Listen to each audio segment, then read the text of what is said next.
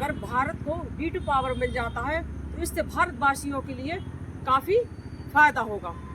इससे क्या होगा कि V2 एक ऐसी चीज़ है जो स्थायी यानी सदस्यता मिल जाएगी तो भारत के एक पावरफुल बन जाएगा। नमस्कार दोस्तों, आप V2 के बारे में हम आप लोगों को बता रहे हैं कि यूएनएससी में V2 यानी 15 सीटों की एक सदस्यता रहती है, जिसमें 5 स्थायी सदस्य रहते हैं और जो 10 रहते हैं वो अस्थायी सदस्य होते हैं। तो इससे ये समझ में आता है कि जो 5 स्थायी सदस्य हैं, जिसमें अमेरिका, रूस, चीन, फ्रांस और ब्राज़ील, ये 5 स्थायी सदस्य हैं। और जो बाकी और 10 सदस्य, उसमें भारत अस्थायी से कम से कम 17 साल से वेट कर रहा है भारत स्थायी सदस्य बनने के लिए।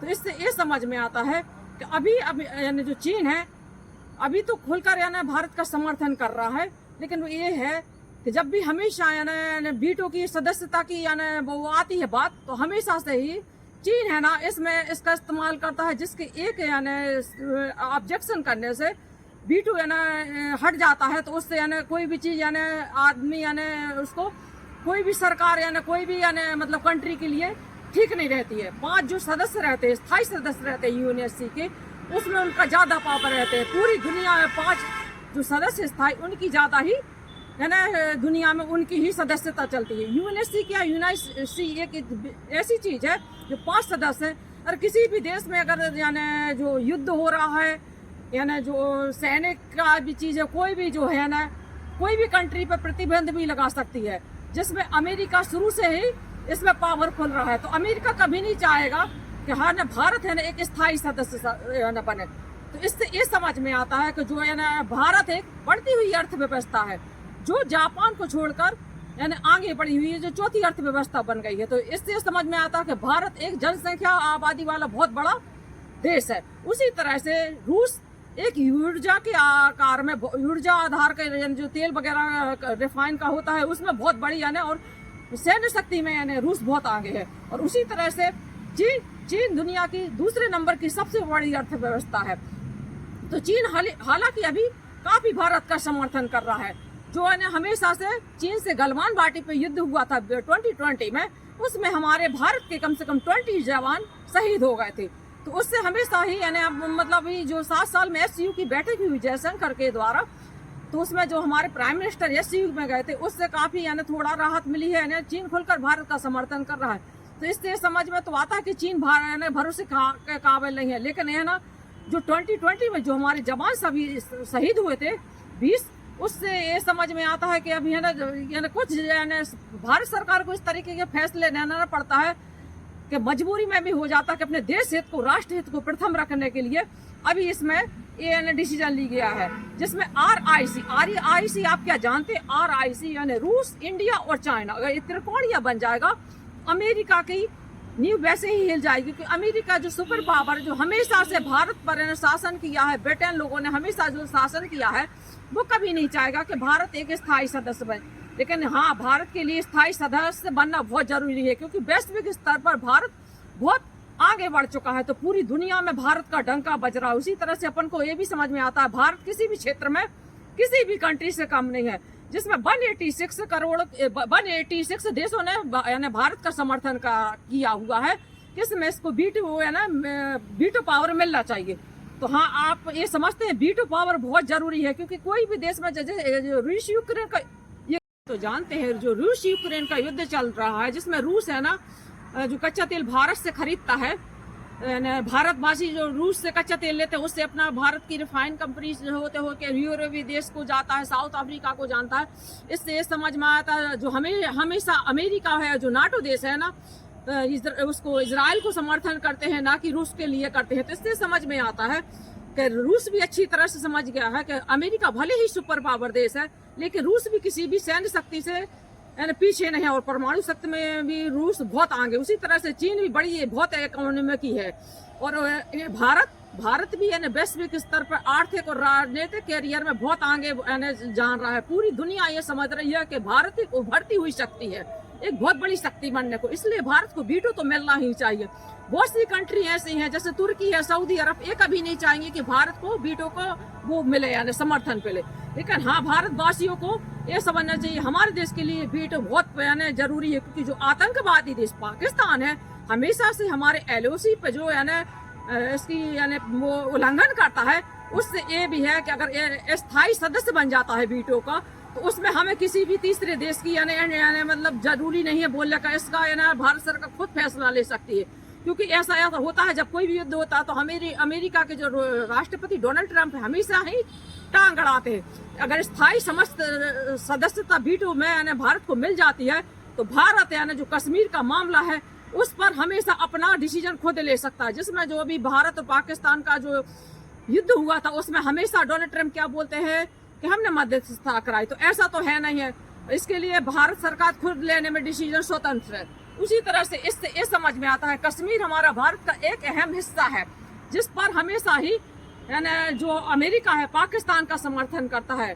इससे ये समझ में आता है कि जो डोनाल्ड ट्रंप है वो कभी नहीं चाहेंगे, लेकिन हाँ मजबूरी में अभी राष्ट्रपति डोनाल्ड ट्रंप को भारत का समर्थन करना पड़ रहा है, क्योंकि बहुत सी जो 156 देश वाले हैं वो भारत का समर्थन कर रहे हैं। और बहुत सी कंट्री है जैसे जापान है, जर्मनी है, ये कभी नहीं चाहेंगे कि भारत है ना वीटो का सदस्य पड़ रहा है, क्योंकि जापान को पछाड़कर हमारी भारत यानी चौथी नंबर पर आके अर्थव्यवस्था बन गया। उसी तरह से जर्मनी भी यानी तीसरे नंबर पे, जिसको पछाड़ने का अब अपना भारत का तीसरे नंबर पर इकोनॉमी बनने वाला है। तो जर्मनी भी कभी नहीं सोचेगा, जापान भी कभी नहीं चाहेगा कि हम यानी वीटो का इसको स्थायी सदस्य मिले, क्योंकि कई साल से ब्रिटेन और अमेरिका जो यानी भारत पर यानी हमेशा प्रतिबंध लगाने की धमकी देते हैं। इससे समझ में आता है कि भारत को यानी वीटो बहुत जरूरी है।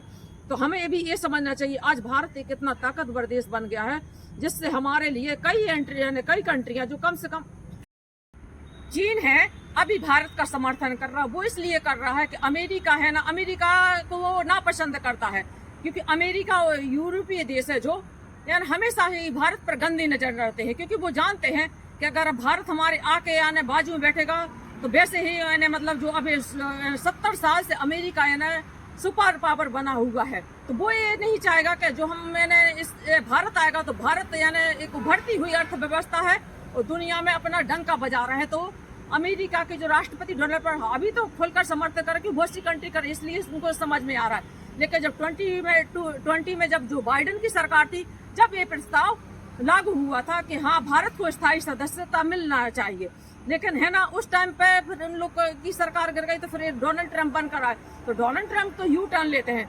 इसी तरह से चीन भी जानता है कि हाँ यार हम भारत, रूस और चीन अगर त्रिकोणीय बन जाएगी तो वैसे 3 शक्तियां बन जाएंगी ना, तो दुनिया का वैसे ही डंका हिल जाएगा। तो अमेरिका के राष्ट्रपति को इस वजह से यानी भारत का समर्थन करना पड़ रहा है मजबूरी से, क्योंकि वो भी कभी नहीं चाहता कि भारत यानी स्थायी सदस्य बन जाए। 70 साल से राज कर रहा है और सुपर पावर बना है। उनको ये लगता है कि हमेशा ही हर कंट्री मेरे ऊपर दबाव में रहे।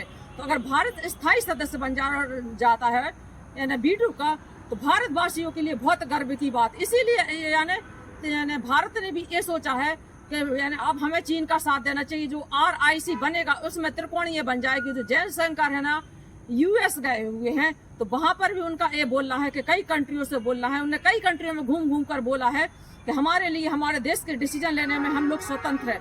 इससे ये समझ में आता है कि 70 साल का जो वीटो को यानी भारत आस लगाए हुए, तो ये सपना हो भारत के लिए होने वाला जरूरी है। बहुत पहले की समय जब जवाहरलाल नेहरू प्रधानमंत्री थे, उस समय भी यानी इसका पावर वीटो भारत को मिला था। तो उस समय पर बहुत सी ऐसा होता है, बहुत सी गलती कर देते हैं। तो जो वीटो का पावर मिला था, तो UNSC में भारत ने वीटो को जो चीन जो बना हुआ सदस्य बना, वो भीख में मिला हुआ है चीन को। चलो उस टाइम पे ऐसा था कि भारत और चीन पक्के दोस्त थे। तो इससे ये समझ में आता है कि उस टाइम पे जो जवाहरलाल नेहरू जो प्राइम मिनिस्टर थे उस टाइम पर, तो उस टाइम पे ये बोला था कि चलो चीन और भारत करीब करीब है, तो ये हमेशा है ना भारत और चीनी भाई भाई रहे। लेकिन चीन ने हमेशा धोखा रहा। लेकिन अब इस समय पर भारत के साथ चीन खुलकर समर्थन दे रहा है। तो जो चीन है, चीन ने हमेशा ही भारत का रोड़ा बना है। जब भी यानी कोई भी यानी भारत की बात होती है, तो हमेशा ही इसने वीटो को गलत इस्तेमाल किया। और एक वीटो के यानी ना करने से 5 जो स्थायी सदस्य रहते तो वो उसकी यानी सदस्यता में मतलब ना मतलब हो जाता, तो सबको उस अनुसार चलना पड़ता। वीटो एक ऐसी चीज है 5 साल से जो 5 यानी कंट्री बनाए हुए हैं तो पूरी कंट्री पे थोपा जाता है। बहुत सी कंट्री ना चाहते हुए भी ऐसा सोचती है कि हमें ये नहीं करना है, लेकिन प्रतिबंध लगा देते हैं, कुछ भी करते हैं। तो यूएनएससी में जो 5 सदस्य यानी सदस्यता की जो स्थायी सदस्यता है वो यानी पूरी दुनिया पर राज कर रही है। देशों ने भारत का समर्थन किया है कि इनको वीटो पावर मिलना चाहिए। इस समझ में आता है वो जो कम से कम पूरी दुनिया 200 कंट्री है 186 यानी करीब यानी समर्थन कर रहे हैं। कुछ यानी जो यानी तुर्की है, तुर्की भारत को देखना पसंद नहीं करता है। सऊदी अरेबिया है, जैसे बहुत से है, पाकिस्तान वगैरह है। तो इन लोग को तो है ना काफी जलन हो रही है। ये लोग नहीं सोचते हो। जापान को देख लिए, जो इटली की प्राइम मिनिस्टर है मैकोनिया, जो प्राइम मिनिस्टर की तारीफ करती है, वो भी नहीं चाहती, क्योंकि शुरू से ही इन लोगों ने भारत पर राज किया है और हमारे सर पर आके ब्रिटिश हुकूमत इन्होंने की है। ये लोग कभी नहीं चाहेंगे। लेकिन हाँ, बहुत सी कंट्रियां भारत का समर्थन कर रही हैं। चीन भी अच्छी तरह से जान गया है कि भारत एक यानी 146 करोड़ आबादी वाला जो भारत है, बढ़ती हुई वैश्विक शक्ति है। और ये भी समझ गया है कि भारत आगे चलकर एशिया का नेतृत्व कर सकता है।